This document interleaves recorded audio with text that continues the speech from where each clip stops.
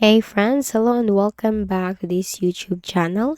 In this video tutorial, I'm going to share to you on how you can fix the Visual Studio installation error.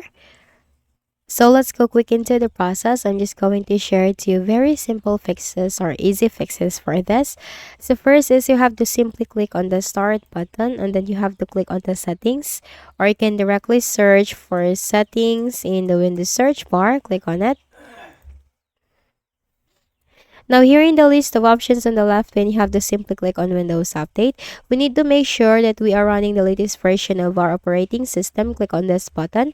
So this will check for updates, download and install the latest updates for your Windows. And once you have updated your Windows, then just try installing the Visual Studio again. For the next method is if you are using any third-party antivirus softwares like any of the Avast, McAfee, or Malwarebytes, then we can temporarily disable that because that might block or interrupt the installation process for the Visual Studio. So click on the Show Hidden Icons on the taskbar. Here you can find that I'm using the Malwarebytes. So in your case, if you are using any of the Avast, Malwarebytes, or McAfee, make a right click and you have to select Quit Malwarebytes.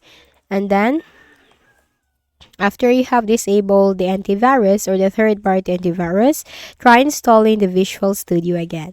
And for the final method is we can run the System File Checker Scan to fix for any corrupted system files. So go ahead in the Windows search bar, then you can type in here CMD, which stands for command prompt, and on the right pane you have to click on run as administrator.